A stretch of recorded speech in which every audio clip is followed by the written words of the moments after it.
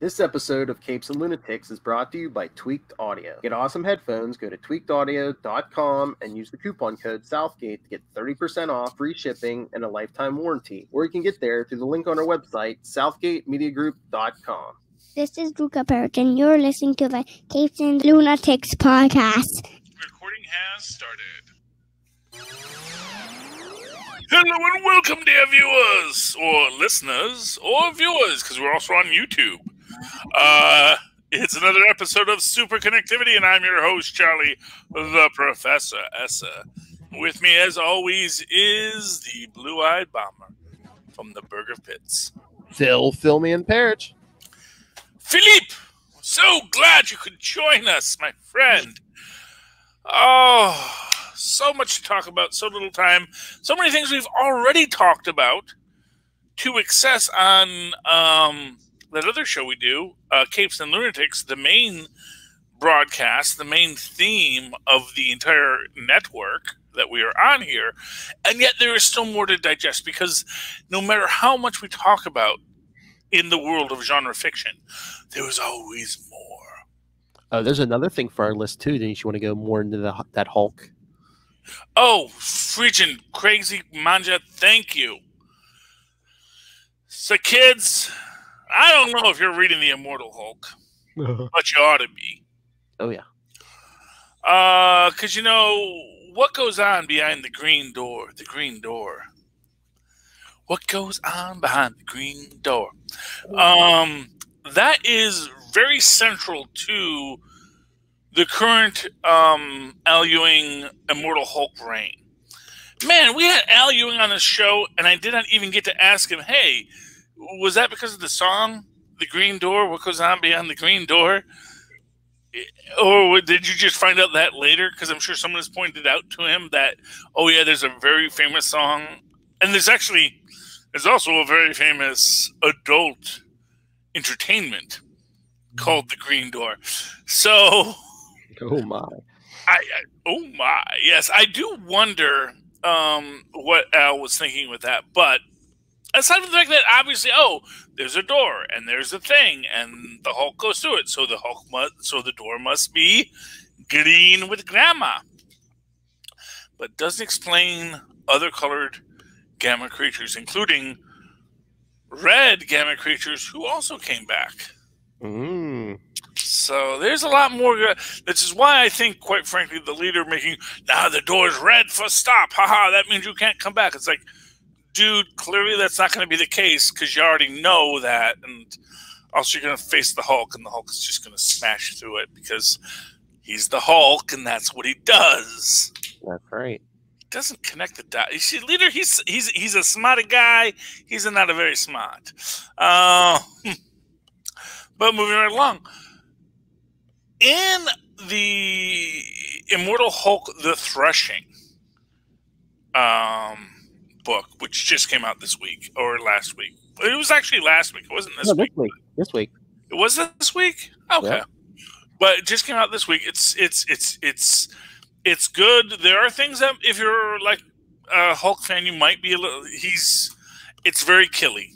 I'm just going to say that right up front. If you're like, oh, the Hulk doesn't kill because Bruce Banner doesn't kill, it's like, no. Not no more. Not no more, no. But then again, as we said, that's because the leader's been influencing this whole time. What are you going to do? Anyway, but at the end of the day, the secondary argument is that, no, we are all capable of killing, if ever pushed too far. But in the Hulk's case, it's just because he's a big freaking bully and wants to feel like he's a big man, because he's actually a very small man who always hates the fact that he's so small and weak and has to hurt other people to make himself feel good. Yes, Hulk, you are a very bad person and you should feel bad, and no amount of psychological loving from Doc Samson is going to make you any better of a person. I said it. But... in this, we actually see something that we have never seen before, which is that another gamma-spawned creature is in a place outside of reality, and looks to be the place below all that the Gamma creatures have been going to. And the Hulk, with his new insight through the Green Door, is able to reach out to that being to help her come back through, to absorb her Gamma mutation, and to allow her to go on to a real life after the fact. And this is interesting because, and again, it's these kind of things that it's like, oh man, if we only had read this first, we could have asked Al Ewing about it because we had him on the show, and now we can't. Yeah, but this issue wasn't even Al Ewing, though. Oh, I know, but you have to see. Here's the thing, Philip. But they have to run it past Al Ewing, though, right? Well, not even that. It's that once a writer writes something, someone else is going to write something else. Oh, yeah. And once you sort of, as I always say, all of comic books is a, 100-year-long story go round where every writer gets to take these characters and writes a story for them and then puts them back in the box, etc., over many, many years. And once a writer writes something that says there's a green door and you can go through it, then other people are going to look at that green door and say, well, what does that mean for the character? What does that mean with the character's past? What have we seen the character do in the past that now we're going to have them do in the future? There was this, I had an old physics teacher, and he said, physics gets rewritten all the time, but it never rewrites the old stuff. That essentially you can't create quantum mechanics unless you can explain Newtonian physics. Because we have Newtonian physics already. We know how that stuff works. We see it working. You're going to write in new rules. You have to retcon Newtonian physics into your quantum mechanics. You have to retcon Newtonian physics into your Einsteinian relativity. And then when you do that, and if you want to try and do any kind of superstring, you better realize that there's a whole lot of canon you're going to have to incorporate into your theory to make it work, because we can see the other theories working. And yes, we know that there are failures in the other theories. And if you can now explain the failure, that's great, but you also have to be able to explain the successes. So when it works, you have to explain why it worked in the past. But when it is a new thing, you can, if you can explain something that we failed at, that's great, but you also have to explain what we weren't wrong about it within your new theory. So that is physics, and that is comic books. Yeah. And now that Al has opened the green door, and now that another writer has said the Hulk can look through that green door in the same way that the leader can, interestingly enough, in fact, possibly, tellingly, betterly than he can, we can look at past things the Hulk has done, like, see beings on another level, on another dimensional plane, fairies and the like, things that other people could not perceive. And then we look at the one character who is most adept at this, which is She-Hulk, who could not only look through to see things on the other side of reality, but to actually look past the panel and even manipulate the panel at her peak under John Byrne. And if we now look at this as a gamma-based power set, which other people then wrote in to be gamma-based power sets to say, oh yes, well, the Hulk can see these things because the Hulk has this extra dimensional perception, and likewise She-Hulk can do the same thing and says she sees out into the panels. And now we have a door that we pass through, which now explains how you can walk across the panels in the same way that Gwenpool does by going into the white spaces, as Flex Mentallo did in the past as well, or at least does now in Doom Patrol. I don't know. I didn't read the original Flex Mentallo books. I don't know if you could go into the white space back in the day, or if that's something that Gwenpool came up with on her own. But those of you who know, write in to us at superconnectivityblog@gmail.com and let us know exactly who did it first. But yeah, so I definitely think that this green door is going to be a way that they're going to now further incorporate into She-Hulk's storyline that how she could see beyond the fourth wall. And why, for what it's worth. Now, I know you had suggested that at the end of Al Ewing's run, they're going to close the doors and they're going to put the Hulk back in the boxes. Now, when they die, they're dead forever. Yeah. I think it's going to be exactly the opposite. I think it's going to be like, no, the Hulks can come and go as they please, and now they can actually are not as bound by the limitations because the door itself is a lie. To get into sort of what we got into in the Department of Truth #1 about how reality is the lies we tell ourselves. That what the leader and even the Hulk are doing when they're dealing with this green door is creating an image of what they're seeing, an image to interpret a much broader cosmic reality. So I think that's very much what we're dealing with here, is that there is a greater cosmic reality. All of the limitations that we're going to put on it are at their core going to be a failure of observation, expressly because they are the human way of looking at it. And so the door is originally just a light, and it is void and without form. But because they pass through it, then those who are passing through it see it as a door.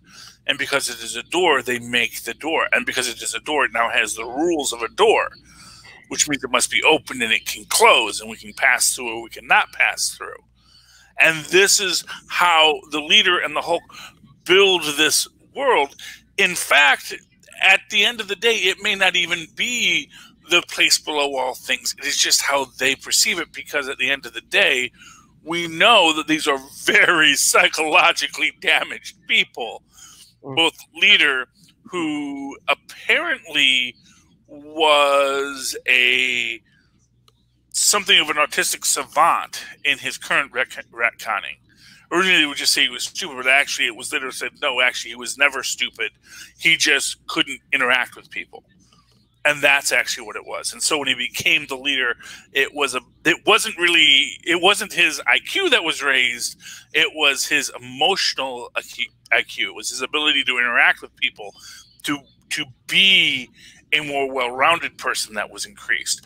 Sort of like what I always say about Protocide, that Protocide is quiet because he's now aware of so much more, whereas Steve Rogers was always a smart guy, didn't notice that his intelligence increased. Protocide, kind of a dumb guy prior to that, suddenly he's all smart. And he's like, oh, wait a minute, what the heck's going on? So that's my take on that. So I do think that may be something they're going to open up, because we are in our new She-Hulk book. And one thing everyone who likes to write She-Hulk likes to do is try and build on her mythos, because unlike Ambush Bug, other people get to write She-Hulk. And so when they build out her character, they like to explain who she's going to be as she evolves. And every time we get a new bit of data on what it means to be a Gamma being and a She-Hulk, people want to add to it and further explain her story. So I like that. It makes me happy. It makes me excited. I can't wait to see where it goes next. But that is She-Hulk, who is also going to be getting a show on Netflix, or going to be getting a show on Disney Plus, as is Ms. Marvel and many other people, including Nick Fury. But on 2 other networks, there's other things coming up, including Hellstrom over on Hulu on October 16th. Now, have you seen the most recent trailer for it, Philip? Was there one just recently with like what? There was a new one. Yeah, there's a new one that's a little more recent, and that makes one dramatic change from the previous one that I think cements it into the MCU. I don't think I saw it. So a lot of people are saying, well, it's not really MCU. And there's a lot of talk about this because it is definitely a darker theme than a lot of what we've seen. Although, again, like I said, light, happy stories like Endgame, I don't think that it is anything other than a dark story, but people say that palette-wise, it's much more indicative of the Netflix shows.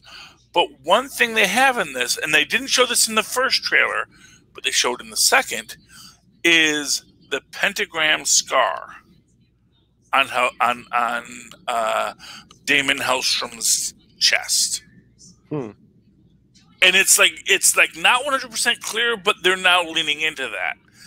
In what we see in the second trailer, we both see it on his chest, and we now see it very much in the thing. It doesn't form a full pentagram, and that might just be a choice that they're making, kind of as a weird thing. Although, here's a fun thought: if this is fully in the MCU, right? Mm-hmm. And we're going to have this on Hulu, and it's not a full pentagram. Who else had a pentagram in his chest, Philip? Are you thinking of Master Pandemonium? Yes. Ooh. And those missing parts, that's because they're over in WandaVision. So go check out that show, too. Coming soon to a TV set near you on Hulu, on Disney+. So, yeah, I mean, I really think Hellstrom is going to be something interesting. I don't think they're going to go too deep. Although, I'll say this much. Rewatching the Agent Carter stories, especially Season 2, and stuff that Stark is going to be doing with Zero Matter, knowing that Roxxon had all the notes on Zero Matter, it really makes me wonder whether or not, and of course this came out at the same time that they were writing the Cloak and Dagger, if that stuff's not going to come back. I do think this stuff is going to come back. I do think Cloak and Dagger, the Netflix heroes, and Hellstrom are all coming into the MCU. I don't think Marvel is going to be leaving these guys out in the wild. Although I do think that they will be always in their own place in the same way the X-Men always used to be. They didn't used to always be right there in the middle of everything, but they had their own adventures because there's a lot of adventures to be had. So it's interesting. That's Hellstrom over on Hulu. Definitely leaning more into the beyond just being children of a serial killer. And now, clearly, that serial killer was also a demon of some sort, and possibly the devil himself. And they even make the point that the mother, they say in the new trailer that the mother, when she realized who their father was, cursed the father. And they make this little thing of that person drawing this symbol on a wall, suggesting that the mother was a witch, like Agatha Harkness, which we'll be seeing over in WandaVision, who maybe was duped into this relationship with this demon. And then once she realized what she had spawned, cursed that demon to lock him away so that her children could actually live a life. I wonder, they said they canceled Ghost Rider, but I wonder if they really just pushed it back. Like if it's going to spin out of Hellstrom eventually. I would not be surprised. That's the thing. And I said this over on Capes and Lunatics. Yeah. Everyone says, oh, Feige won't touch that. Feige hates all the stuff that whatever his name did and those other people did, because that wasn't his stuff. It's like, no, I think the exact opposite. That is all the more reason for him to bring it all back in. Oh, yeah. And take what was good and improve on what he can make better. Because why wouldn't he? Why wouldn't he? Has this stuff here. He has this stuff that is very popular. It's objectively popular. Mm-hmm. And people liked Cloak and Dagger. People liked Daredevil. People loved Luke Cage.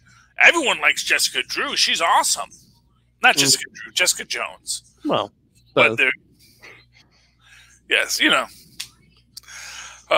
It is Jessica Jones is always weird for me because I first started reading her in the Avengers when she was the mom of the Avengers. She wasn't the hard-drinking, damaged person. And then, like, after they made her the Avengers mom, where she was kind of like just this, you know, this person who was just calling out everyone on their stuff, but didn't like overemphasize that she was a, you know, painful alcoholic. Yeah. Like, their efforts to make her go back to that always feel a little weird to me. I know. But that's just me. That's just it's like, you know, no, she's successful now. She's gone through her 12 steps. She's got a baby. She's got a baby. She likes the baby, and she doesn't want the baby to die. And the baby is worthy and will go on to do great things in the future Marvel universes after all of the villains have done awful things. And then some of the villains didn't do awful things. Because there's also the universe where she's the new Captain America, which is a cool one. But anyway. Yeah. So that's that. Now then, among other weird things that are out there, there is a new Conan TV show coming out. Yep. Which is not a Marvel show. Well, it's gonna be a Netflix. Is that a Netflix original? It's a Netflix original, and it's produced by the person who owns the current rights to the Conan house.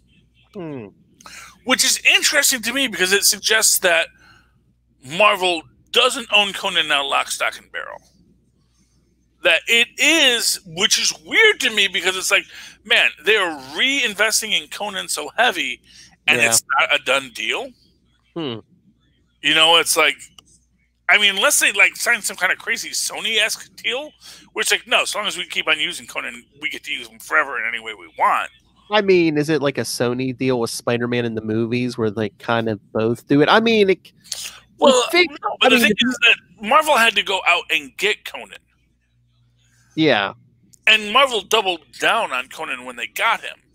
But the person who owns it, I mean, it can't hurt. I mean, you're getting all this free advertising for Conan in the Marvel books. I mean, that might have helped them get that Netflix series. They're like, well, look, he's in like I mean, I'm certain. Now, the question is, what is this Conan series going to be?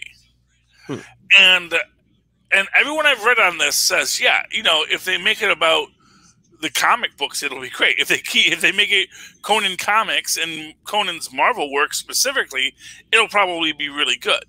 And it is, again, this idea that if we can put the stink of Marvel on this, it'll work out. But if not, it's going to be another Jason Momoa Conan. Because, and not to be rude to Arnold Schwarzenegger, the first Conans, I enjoyed them. We all enjoyed them. They weren't objectively good movies.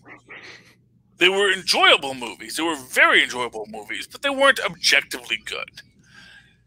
And so in that structure, in that idea that, you know, they're going to come in to this universe, and for what it's worth, they always forget about the other Conan the Barbarian series, which was also not very good. That was at the height of the Xena Hercules round. And these were not good. These were not good stories told. They were okay. I enjoyed them to some extent, but I mostly enjoyed them because, oh, it's a guy with Conan, and you know, it's like watching Red Brown Captain America. If that's what you're looking for, this checks the box. But I think Netflix is going to want something better, and I think they're going to want that Marvel magic. And I think how they're going to tell that story should be good, because Netflix, for what it's worth, definitely develops good things. So if Netflix is coming in and saying, we want to develop Conan, first of all, I definitely feel that this is Netflix saying, we want to develop Conan to make good Conan stories. First and foremost, that we're going to make good Conan stories. And then, although at the, you know, but then at the secondary level of it, they want to have the kind of stories that they're telling over in Marvel right now. Now, how much they're going to be able to and how much they're going to want to, I don't know, but I do wonder a lot about that. Although one of the weirdest things I wonder, and this goes back to this idea that maybe Marvel does not own Conan as much as they think they do. Conan still hasn't put on pants yet. And that's weird to me, that he's lived in this world this long and he's still wearing his loincloth. Oh, so you think that's part of the deal? He's not allowed to wear pants? I think that, yeah, they reversed Howard the Duck to him. He can't wear pants. And I think that is a weird thing that they've established in this universe. And they definitely have presented it like he wants to get out of this universe. He wants to go back to his own time, his own place. But, you know, it's one of those things where it's like, well, why will they? Why could they? You know, why would they ever do that? Mm-hmm. You know, it's a weird thing. I mean, they can always throw him back in time travel at any time in the Marvel universe. That's the glory of it. But that they're keeping him in the furry underwear tells me that there may be a reason beyond artistry why they have to do this. So that's my theory. That's my idea. I don't know for sure, but maybe I'm wrong. Time will tell. Time will tell. Time will tell. But it's interesting that Conan's getting another life over on Netflix. This was originally going to be an Amazon property, but Amazon passed. So that is another scary spot with it.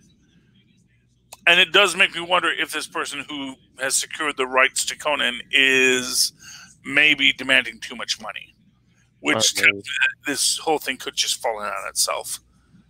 Because, you know, not for nothing, greedy people who own rights to things they didn't create, always a bad idea. Yeah. So, but we'll see. We don't know yet. And it really will come down to our artists going to be passionate about it. But let's talk about some comic books, Philip. You want to talk some comics? Yeah. Okay. Speaking of Conan, do you want to talk Savage Avengers, number 12? Sure. Where, again, we see... Well, first off, we see that, got, Strange and Elektra. I don't know about Elektra, man. And I don't know about really anybody in the superhero business. They all have way too much sex, I feel. I mean, I get that sex is great and you're all in great shape and maybe you... And, for what it's worth, that's what they say about the Olympic athletes. The why they always... Like, yeah, the Olympic Village is always full of lots of sex because we're all young people in great shape. Mm-hmm. And we like sex. And so, great. But it just seems like so many superheroes have so much casual sex. It's always a little weird. But this is neat. So we have Elektra and Doctor Strange. They hook up. They conjure basically your dead coachman to take them to the afterlife, where they meet with Dr. Voodoo and whatnot. Oh, by the way, do you know what this is? No. I think that's Skrull script, but I don't know. I mean, it's an ad for something, so. And it's a Marvel ad. Yeah. So we'll get that translation in a couple of months. Although, unless that's maybe supposed to be something that was like Empire related, but it just seems weird. Although the black on red implies that it might be that thing that is like, oh, after Empire. Oh, this is the next scary thing. They kill, I forget if that's Jericho or Daniel. I think. Which is, I forget which one it is, but it's the one that was dead that was resurrected by the hand, yada, yada, yada. And Elektra kills her because that's the only way you can get rid of the stink of the hand. And yeah, they killed Daniel. Yeah. He did, yeah. And Baron Zamedi's not having any of it. Uh-huh. He's also like, yeah, I'm not going to bet your soul. I'm not stupid enough that when a Sorcerer Supreme is willing to bet his soul to take that bet. It's like, it's telling me that the Jack of Clubs is going to jump out and shoot cider in my ear. Sure, is there an X in Christmas? It will. And then we got, now of course, Conan meets the Cullen Gath monster. Shumgorath, and then, of course, oh, this looks interesting. The new Werewolf by Night. You see that? Mm-hmm. I wonder if Red Wolf's going to be in that. But Conan slices the guy in half, then eats the lady's peanut butter, and we get a nice little joke about peanut butter stuck to the roof of his mouth. And then the hero, it's kind of a filler bit here because then Elektra shows up, and then they go, and then they say that now the next issue, they get the band back together. Yep. And we're going to murder Kulangath. This time, we mean it. So maybe they'll be sending Conan back to the past where he doesn't have to wear pants, but we'll see. What else did we read this week, Philip? Oh, you read Captain America. I mean, well, Falcon Winter Soldier. Mm-hmm. Yes, I did. And I even went back and reread issue 2. Yeah. Because this is issue 3. And man, I had to go back to find issue 2. It's been a while. That was like 4 months ago. Yeah. And it's interesting because, of course, we get the big reveal at the end that the villain was their friend the whole time. Yep. Veronica Eden. Although she has I don't know. I don't know how I feel about the pink Hydra outfit. It's a little Gwenpool-y for me.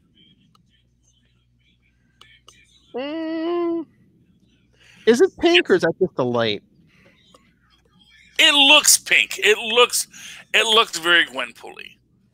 I know. I just thought it was like black, white, and red. I don't know if it was just a light from those monitors, but yeah. I don't know. I'm getting it in the digital copy, and that looked pink to me. It's a new Hydra for a new age. Yeah, and I get that, but it's also a little Gwenpool-y, especially as like, oh, it's the female. Although I like the idea that, oh no, this is, yeah, like you said, the new Hydra for the new age. And I like that. I like the dynamic between Falcon and Winter Soldier. And again, much like I hope that the Conan Netflix is going to borrow heavily from the Conan that we've seen, I'm hoping the new Winter Soldier, Falcon Winter Soldier series borrows from this series. I feel like the way the dialogue and conversation is moving works really nicely. And I like the kind of story that they're telling. And to the end, I really hope that Shang-Chi is going to reveal a lot about what we're going to get in the Shang-Chi movie. Because this was actually my favorite book this week. Oh, nice. Yeah, Shang-Chi #1. This really blew me out of the water. First off, we get this entire backstory, which is amazing, with Shang-Chi's father, who is, what do they call him? Zheng Zhu. There's Zheng Zhu and Zheng Yi. And Zheng Yi is the younger brother. Zheng Zhu is the older brother. Zheng Zhu is the father of Shang-Chi. But Zheng Zhu is also, for those who recall, back in the day, though we don't have the rights to him, Fu Manchu. Yeah. But this is this great nuanced origin for him. It's a great way that they present him. They create the 5 weapons: the hammer, the staff, the dagger, the sword, and the fist. And we see that all of Zheng Zhu's children are all various masters of each house, including the master of the staff, who's the current leader of Zheng Zhu's armies, and his sister, who's master of the House of Hammers. And then after she kills her brother, we see that although the staff is no longer illuminated, that the shrine to Zheng Zhu now illuminates the clan of the art of the hand. And, because Zheng Zhu, even beyond the grave, is still being a manipulative melon farmer. So anyway, so she goes out because she wants to destroy her brother, Shang-Chi. Shang-Chi is pulling a little Jackie Chan adventures. He's down in Chinatown working in a restaurant, you know, because that's where a superhero should be. I don't know if they have gotten rid of his duplication powers, or they just decided he's not going to use them. Yes, he has this power; he can duplicate himself at any time, but he just doesn't see any point to use them. Maybe because it's not going to be in the movie. Maybe. Yeah, but also I like the idea that. So that's the thing; like they could take the power away. That's always the thing. But I like the idea that he is like, no, I'm enough just by myself. And I don't see a reason to use this duplication power. It's there. If I ever need it, I can use it. But I don't really see any point in using it. I don't need to be multiple man. Multiple man does multiple man just fine. We don't need to. We don't need as many multiple men as we have with multiple man. So, and that's just one dude. So, no, it works. He meets the lady whose restaurant he lives above's niece. So we get that nice little flirty. She's a lawyer, because that is superheroes go for lawyers. I don't know if you've ever noticed that, Philip, but yeah, newspaper reporters are lawyers. Yep. Then he meets this lady who is, I guess, from his old books. That's the MI5 agent that he's always had a crush on and worked with. And then they get attacked by the remnants of the House of the Staff that were sent by the current leader of Zheng Zu's army. And they're all, of course, very committed. And they're like, no, we're not going to follow that Hammer lady, because we saw that the Flame chose you. You're our new leader. So what do we do next? Which is delightful. But then we find out that, oh, yes, that the leader of the House of the Hammers and the leader of the House of the Fist, that this is Shang-Chi's long-lost sister. And he has to go to save her. But she wants to destroy him. What? Oh, wackiness will ensue. So just a really great book, really well written. Just, it has lore, it has everything you're going to want from it. And I appreciate that. Anyway, do you want to talk about a book, Philip? Well, did you read Fantastic Four? Of course I read Fantastic I Four. figured. And this is, man, Johnny's a petty. So this is Johnny just sort of growing and changing, and let me just see something here. Oh, well. Interesting point on this. Dramatic foreshadowing. We do see Ben and Johnny are put to the side. And four are the Richards family. So, yep. Not saying that's what it's going to be, but, there's clearly something being set up there. And for what it's worth, we see that there are lots of groups that you can form out of the four, including now we have Ben and Alicia raising the two kids, the Kree and the Skrull child. The Kree child is very much into the Yankees. Yes. Yeah, that's some toxic masculinity there. Just gonna say. Meanwhile, Franklin's off on coke. I'm a mutant, Mom. I'm gonna get my ears pierced. So deal with it. That's delightful. And Iceman takes him back, and the computer recognizes Iceman as a member of the Fantastic Four, because apparently Iceman joined the Fantastic Four after one of the many times that Johnny Storm quit. Yeah. And then they cut back to the overly pixelated comic style to say this took place in the 60s. We're going to use that style of art, and we're going to make big ink dots on everybody's face. Because that's how printing looked back then, which isn't really how printing looked back then, but sure, why not? Sometimes it looked like that. Not as often as you think. I mean, it was actually a pretty fluid inking process, but we also get, young Bobby Drake. We found out that Bobby Drake is the youngest member, and they always had safeties on the Danger Room. But at the same time, there's this argument to be made that because they always put the safeties on the Danger Room, that kept the Danger Room from really challenging Bobby Drake. So when he leaves, Johnny leaves because he feels that he's too good for the Fantastic Four. And then, Bobby Drake joins, and they're immediately impressed that he's such a well-behaved young man. He's like not like Johnny Storm. He's a teenager, but he's not a complete ass. If we can use that term, we see here Johnny's doing his many loves of Toby Gillis thing here. Meanwhile, Iceman is fighting this wannabe Celestial, and then Johnny Storm shows up, and he gets into a fight with Iceman because Johnny is petty, and he's still petty, and that leads to everything. But because Bobby Drake proved himself fighting with Fantastic Four, the X-Men say, "Please come back to us. You are a member of our team. We love you." And Johnny Storm stays. So that was the issue. And then at the very end, Johnny has his 5 seconds of growth and says, "Of course, Bobby Drake, you can stay because the Fantastic Four is more than just us four. We have many members and we love each other. Yay."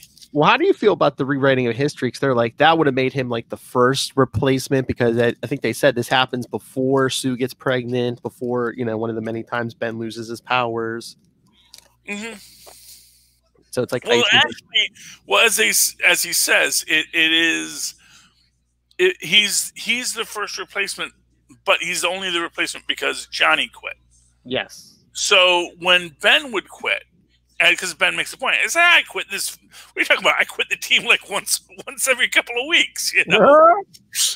Please, I storm out of here all the time. You guys, don't do this. But that because Bobby Drake showed up immediately, filled the gap. It's like if Luke Cage had showed up, it's like, yeah, hey, I see that Ben walked out. You guys hiring? It's like, well, sure, Mr. Cage. Uh-huh. If freaking Peter Parker had showed up at that point when Ben had walked out, then Peter Parker would have gotten that job. Yep. And a different world it would have been. But, that's the thing. It's like you have to be there on the day that either the torch or the thing leaves the job. So, but yeah, I liked it. I felt it was a very nice retcon. I get that it's not something that actually happened in the 60s books, but now, since Reed and Franklin rebuilt the universe, which is also one of these weird things that kind of suggests that, gee, maybe this happened in the past. Maybe Franklin just thought it would be a fun way to F with his Uncle Johnny. We don't know anymore. It's all ephemeral. But, yeah, I enjoyed it. It was pretty good. What do you think of Avengers? I don't know. I like the fight, but between Moon Knight and Black Panther, but it's like I have no problem with Black Panther controlling the hammer, but too many people are controlling that hammer anymore. Although, to be fair, they actually lampshade that in Thor right now. Yeah. It's like, oh, the hammer's all crazy because the freaking storm spirits now. Like, I'm kind of sick of this. And the same thing. I mean, with the Phoenix Force, it's not like everyone's. It seems like almost everyone's hosted the Phoenix Force at some point. But like I was telling Ray, I don't know if this is going to be the first non-mutant to host it. So maybe. But my thing is, I wonder if they're going to use this because it looks like at the end he goes off to battle Khonshu. I wonder if they're going to use this as a way to kind of distance Mark Spector from Khonshu for a while, especially with that show coming. I mean, it's possible, and again, it might be like, is Khonshu even Khonshu? Yeah. But you know what? One of the things I found weird about this is that it was hard for me to really figure out. Okay, because first he's battling, because you have Khonshu battling Black Panther, and then you have Moon Knight battling Black Panther, and they kind of cut between the two. Yeah. And then, of course, you have your Nick Fury cameo where, oh, I can never interact. But apparently now I can just talk to any of you guys whenever I feel like it. Oh, the unseen, yeah. Which actually kind of makes you realize that, dude, the Watchers just aren't... The Watchers are kind of bound by their own rules, which means that they will say, you are cursed to live forever, to observe all things, and to never interfere. But, like, well, are you guys going to stop me if I do? It's like, yeah, well, but... No, because that would be interfering. Well, I was going to say, I mean, is the unseen kind of able to interact now because Uatu's back? Well, I mean, maybe. Although, again, within that entire concept, first off, we don't know. First off, yeah, we don't know Uatu's back. That could be Aaron, the Watcher, for all we know. Yes, it's not to be racist, but all Watchers look alike. Even Uatu and his wife kind of look like each other. So, yeah. So, I don't mind Black Panther as the focus of the Panther God being able to communicate with the God of the Storm within the Uru to allow it to work with him. Mm-hmm. You know, because that to me makes sense. Because in that sense, it isn't that Black Panther is wielding it. In fact, does he actually hold it at any point, or does he just have it like? No, I think it just like flies around him. Yeah, I don't think Black Panther actually picked it up. Yeah, so it is always a marriage of equals. Yeah. This I think is the best thing right here is freaking Starbrand baby gonna go kick Khonshu's butt. Oh yeah, is not feeling this, you know, and that kid was like, I can't control it. It's the freaking Starbrand baby. And then, yeah, so, and again, because this all goes back to our Avengers BC and a lot of the stuff that we've established in those books, I can work with it. I can work with it because it's like, yes, these beings and these entities beyond anything else have this relationship. So the Panther God has had this relationship with the Storm God of within Mjolnir, and the Phoenix has been a part of this group before, so they remember each other and they can work together and they can build their new world together. So I can work with that. It doesn't bother me at all. But yeah, a lot of people are wielding Mjolnir, but again, like I said, they put a lampshade on it over in Thor. True. Thor's having a problem with it, so it's like, yeah, okay, you know, the Storm wants to do her own thing now. They got to get it ready because, you know, she's going to go run off with Jane Foster again in a minute. So. Oh, yeah, when that movie comes out, yeah. Yeah, so. As is. All right, Philip, anything else you want to talk about this week? No, I think that's good. I think we did a good show. I think that we should talk about all of our lovely sponsors. But, you know, a lot of people, we would like to talk about our sponsors, but they can't hear us very well because they're using substandard audio equipment. And why these people will not go to tweakedaudio.com, use the coupon code Southgate, and get fine audio equipment to listen to these podcasts with is beyond me. It's beyond me, Philip. You know, it's like the people who are bored and say, what should I do? What should I would like to challenge myself. I would like to be mentally stimulated, and yet they don't go to huntakiller.com, helping out Michelle Gray, solving a cold case, getting an escape room delivered to their house every month. Even now, discovering the mystery of the Blair Witch. It's a thing they're doing. I don't know, but they're also use that coupon code Southgate, and it's not even like it's going to cost you as much as it would cost the suckers who aren't using that coupon code. But, you know, not everyone's going to like that stuff. Sometimes they want to just buy whatever the heck they want, and I understand that. And if you want to buy anything else in the universe, you can always go to Amazon.com for that, but we highly suggest you go down to our show notes, click the Amazon link we have there. That's going to tell them that you were listening to us, knew that link was there, and that it'll tell them to reward us back. It'll cost you nothing. It's going to help out the show. And if you like the show, and you like the content, use that link. And while you're there, if you really want to help out the show in a very particular and personal way, we have a book out, put up by the Southgate Media Group fans, not fans, but family, called Pod Life the Book. And it's just all the tales, the stories, new and old, of the people in the Southgate Media Group family, why they podcast, how they podcast, and what their podcasting means to them. So if that's interesting to you, you may want to pick up the book. And that's about it. But Philip, if people would like to reach out to you via email, via phone numbers, via anything at all, perhaps on Twitter, how can they find you? Well, the easiest ways are to either email us, capesandlunatics@gmail.com, or call the voicemail 614-382-2737. That's 614-38-CAPES. And we're all over social media, I mean, including Super Connectivity with its own accounts, Facebook, Twitter, Instagram. We're on YouTube. Links for everything are at Linktree, linktr.ee/capesandlunatics. And there you go. And of course, if you'd like to write to me in that old-fashioned email way, the way our Maz and Paz once did, do so at superconnectivityblog@gmail.com. That's superconnectivityblog, all one word, at gmail.com. And of course, follow me on Twitter as I live tweet things when I darn well feel like it, at Charlie Esser. That's CharlieEsser. Look for the 2 E's in the middle.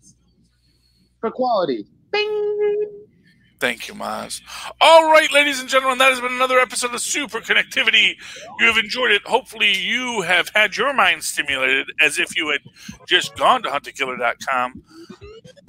But if not, if you need more stimulation, come back here again in 7 short days and Super Connect with us again. Good night. Good night.